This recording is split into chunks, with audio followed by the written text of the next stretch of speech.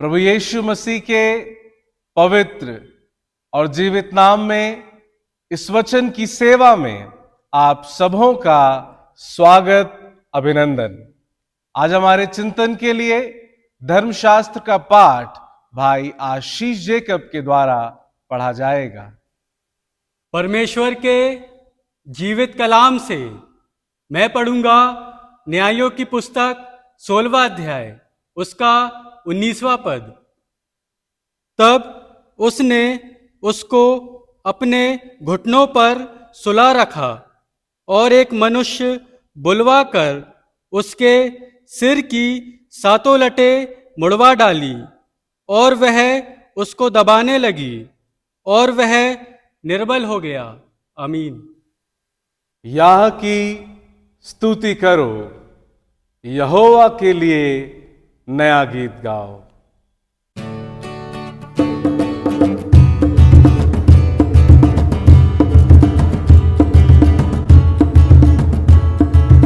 आशीष तुझसे चाहते हैं, हे स्वर्ग पिता हम आते हैं। आशीष तुझसे चाहते हैं, हे स्वर्ग पिता हम आते हैं। ना कोई खूबी है ना लियाकत, बख्शो हमको अपनी ताकत। ना कोई खूबी है ना लियाकत, बख्शो हमको अपनी ताकत। खाली दिलों को लाते हैं, खाली दिलों को लाते हैं, हे स्वर्ग पिता हम आते हैं। आशीष तुझसे चाहते हैं, हे स्वर्ग पिता हम आते हैं। बड़ी प्रार्थना के साथ मैं आमंत्रित करता हूं प्रभु के महान सेवक आदरणीय बिशप डॉक्टर विपिन लाल जी को कि उनके द्वारा हम प्रभु का संदेश सुने। क्रिश्चियन चर्च भोपाल की इस आध्यात्मिक सेवा में मैं आप सबों का प्रभु यीशु के नाम में खुशामदीद कहता हूं और मुझे जीवन का आनंद है कि जीवन में परमेश्वर हम सबों को छोटी छोटी सेवाएं देता है, बड़ी सेवाएं देता है। सेवा ना तो छोटी है ना बड़ी है, लेकिन सेवा सेवा है जो परमेश्वर के द्वारा हमें मिलता है। इसलिए हम परमेश्वर का धन्यवाद करते हैं। और जो वचन आपके सामने पढ़ा गया, इस वचन को समझने के लिए हमें बाइबल का अध्ययन करना अत्यंत आवश्यक है। ये न्यायों की पुस्तक में से लिया गया, जिसे सिमसोन के बारे में लिखा हुआ है। और सिमसोन का चरित्र, सिमसोन की घटनाएं, उसके जीवन के साथ में जुड़ी हुई घटनाएं सारे हम वाकिफ हैं। लेकिन आज के सुबह, आज के दिन में मेरे मनन का जो विषय है कि पाप से खेलना।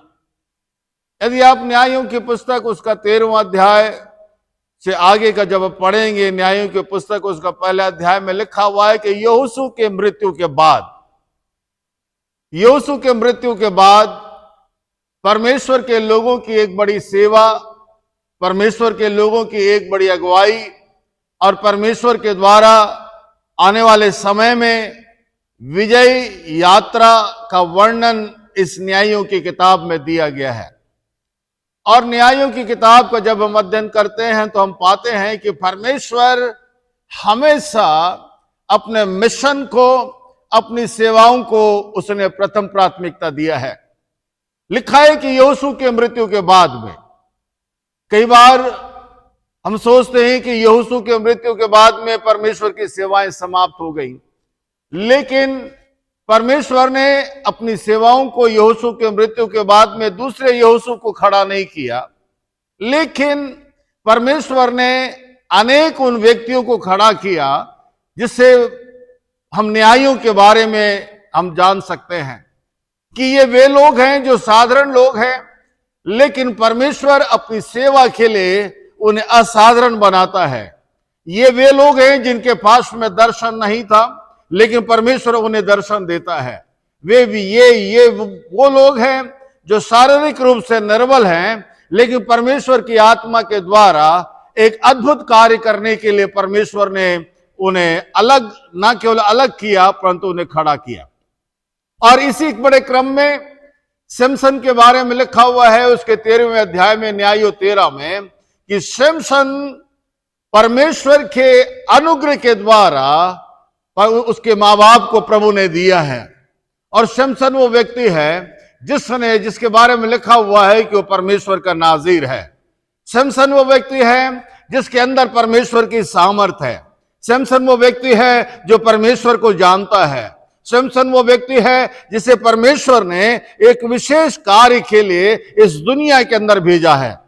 यानी कि आध्यात्मिक रूप में परमेश्वर ने हर एक वे बातें सिमसन के जीवन के अंदर दिया, जिससे कि आने वाले समय में वो परमेश्वर की बड़ी ना केवल सेवा कर सके, परंतु परमेश्वर के लोगों को एक विजयी जीवन की यात्रा में आगे बढ़ाने के लिए उनकी अगुवाई कर सके। लेकिन 13वें अध्याय तक पहुंचते पहुंचते सिमसन के जीवन के बारे में लिखा हुआ है कि बाल्यकाल से लेकर युवा अवस्था तक पहुंच चुका है। लेकिन एक समय उसके जीवन के अंदर ऐसा आया कि लिखा है कि वो दलीला से प्रीति करने लगा, दलीला से प्रेम करने लगा।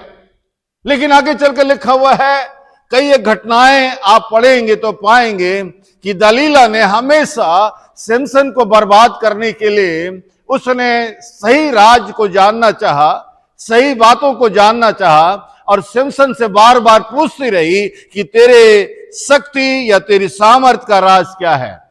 लेकिन हम पढ़ते हैं दुख हमें दलीला के लिए नहीं है, लेकिन दुख हमें परमेश्वर के सेवक सिमसोन के लिए है, जो परमेश्वर का नाजीर होने के बाद भी, परमेश्वर का सेवक होने के बाद भी वो अपने जीवन में एक समय लिखा हुआ है वो खेल रहा दलीला के साथ।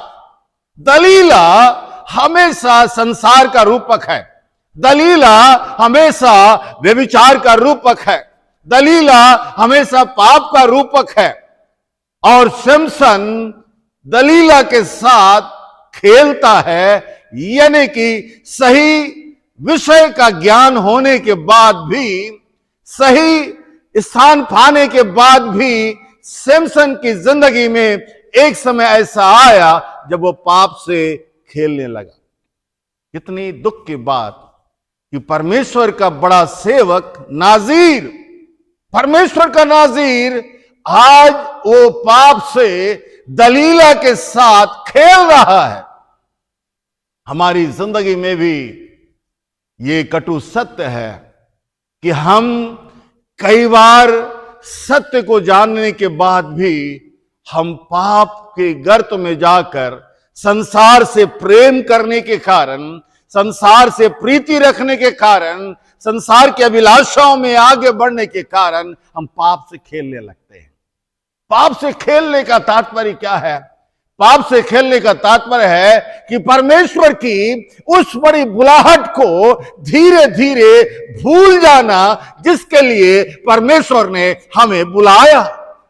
पाप से खेलने का तात्पर्य है कि परमेश्वर की उस बड़ी महिमा को अपने जीवन में कम आंकना, जिस बड़ी महिमा के साथ परमेश्वर ने अपनी बड़ी महिमा के लिए हमें अलग किया। पाप से खेलने का तात्पर्य यह है अपनी धर्मांधता में, अपने जीवन में इतना लिप्त हो जाना कि धीरे धीरे हमारा आध्यात्मिक जीवन समाप्त हो जाना। मेरे जिस्म मित्रों, आज के संदर्भ में, आज की परिस्थितियों में आज हमें बड़ा जागरूक होने की बड़ी आवश्यकता है।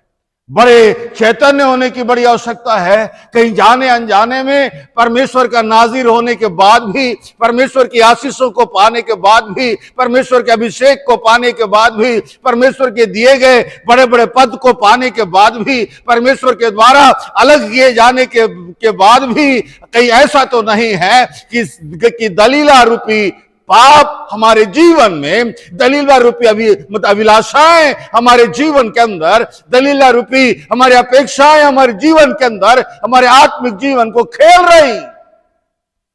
और हर पाप की शुरुआत जब हमारे जीवन में होती है, उस समय हमें पाप का परिणाम हमें मालूम नहीं पड़ता, लेकिन खुदा के कलाम में लिखा हुआ है जो 19वें पद के अंदर कि सैमसन निर्बल हो गया। ये कौन है? ये परमेश्वर का नाजीर है। परमेश्वर ने उसे निर्बल नहीं बनाया, वो तो निर्बल पहले था, वो तो तुच्छ पहले था, लेकिन परमेश्वर ने जब उसे अलग किया, जब उसका अभिषेक किया, जब परमेश्वर ने उसे आशीष दिया, उसे निर्बल नहीं बनाया था, लेकिन निर्बल पाप से खेलने के कारण है। इसका मतलब है कि हमारी जिंदगी के अंदर बहुत बार हम इसलिए परेशान होते हैं, बहुत बार हम अपनी आशीषों को खो देते हैं, बहुत बार हम अपने सामर्थ्य को खो देते हैं, बहुत बार हम उस स्थान से हट जाते हैं। इसका कारण परमेश्वर नहीं है, लेकिन हमारी जिंदगी में पाप से खेलने के कारण। लिखा हुआ है वो दलीला के साथ खेलने लगा। खेलने का परिणाम, इसका खेलने का मतलब है, तीसरी बात, परमेश्वर के साथ विश्वासघात करना। परमेश्वर के साथ विश्वासघात करना। आज कितने बड़े बड़े प्रभु के सेवक हुए जिनको परमेश्वर ने बड़े अभिषेक के साथ हिंदुस्तान के अंदर प्रभु ने खड़ा किया था।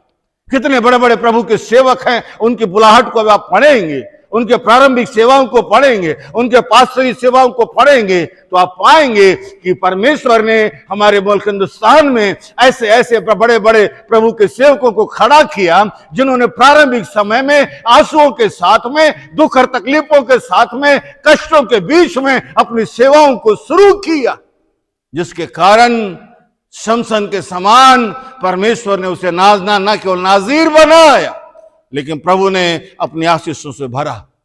लेकिन विडंबना इस बात की है, आगे चलकर जरा से पाप के कारण वे आगे चलकर अपनी सेवा की आशीषों से वंचित हो गए।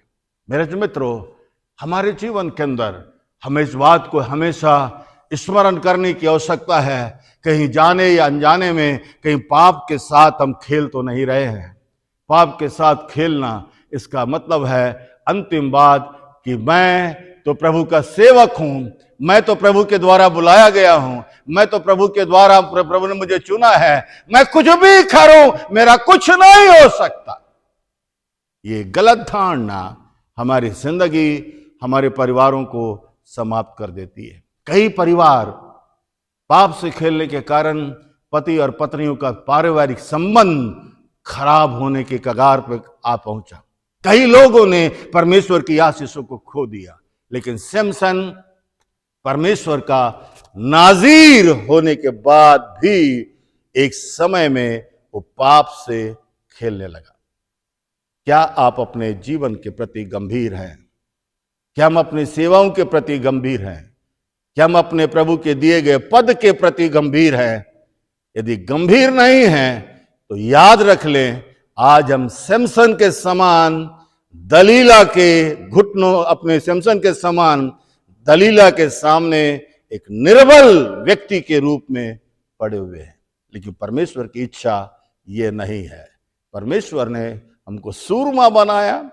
परमेश्वर के वचन में लिखा, प्रभु यीशु मसीह हमें जय के उत्सव में लिए फिरता है, ताकि इस अंत के दिनों में हम सैमसन के समान एक बड़ी सेवा इस संसार के अंदर कर सके।